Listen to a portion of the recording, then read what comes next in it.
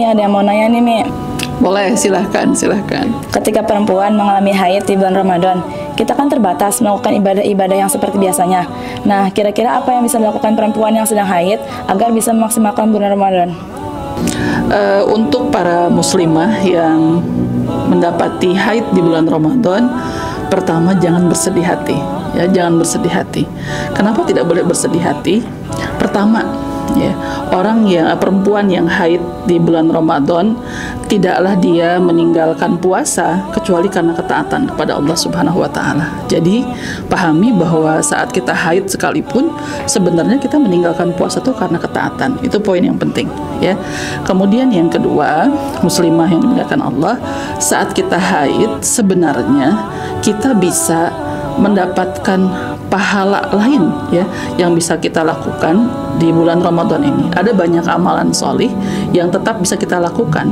Orang haid hanya terhalang dari puasa, ya kan, terhalang dari sholat, gitu kan. Sementara hal-hal lainnya masih bisa dilakukan, ya. Pertama misalnya dia masih bisa berzikir, ya, masih bisa berzikir. Dia masih bisa melakukan amal solih yang lain seperti membantu orang lain, membantu menyiapkan buka, ya. Kemudian juga dia bisa membaca buku, ya, menambah pengetahuan, membaca hadis Rasul Shallallahu Alaihi Wasallam. Termasuk sebenarnya wanita yang haid dia tetap bisa membaca Al-Quran, ya. Maksudnya gimana? Begini, ini yang seringkali disalahpahami oleh sebagian besar muslimah. Ini bulan Ramadan, ini bulan Al-Quran. Sayang banget kalau misalnya yang haid kemudian dia jadi nggak baca Quran. Kalau kita melihat literatur fikih, kita akan menemukan bahwa para ulama fikih bersepakat semuanya bahwa perempuan haid tidak boleh membaca mushaf. Ya, mushaf itu Quran yang tidak ada tambahan apapun, ya. Jadi surat Al-Fatihah sampai surat An-Nas dia bukan tafsir, tidak ada terjemah. Nah, sementara muslimah yang ingin tetap membaca Al-Quran melalui misalnya buku tafsir, melalui apalagi handphone, sekarang ini ada fasilitas handphone, itu masih dimungkinkan, ya, masih dimungkinkan. Para ulama membolehkan, apalagi para pengajar Al-Quran, para pembelajar Al-Quran, para penghafal Al-Quran, mereka tetap bisa berinteraksi dengan Al-Quran, bisa membaca Al-Quran, bisa memurojaah Al-Quran dengan melalui bisa fasilitas handphone atau menggunakan kitab terjemah, ya, Quran terjemah. Ini bisa dilakukan. Jadi banyak peluang amal soleh yang bisa dilakukan, ya. Baca buku, berzikir, bantuin orang, gitu, ya.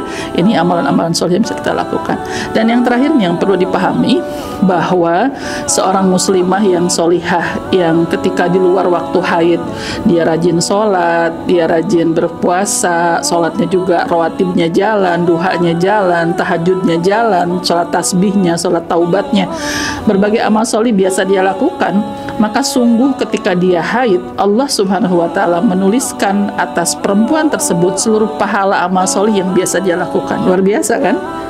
Iya, betul. Jadi tidak perlu bersedih. Apalagi kalau misalnya kemudian kita lihat bahwa perempuan yang di bulan Ramadan dia haid, ya, dia tidak puasa karena ketaatan kepada Allah, dia dapat pahala. Dia kemudian juga mendapatkan pahala atas seluruh amal soleh yang biasa dia lakukan. Itu kan luar biasa, ya. Ditambah nanti ketika dia mengkodok di luar bulan Ramadan, dia dapat pahala juga, pahala saum Ramadan. Jadi para muslimah yang sedang haid di bulan Ramadan, ya, tidak boleh bersedih. Justru harus penuh harap kepada Allah Subhanahu wa taala.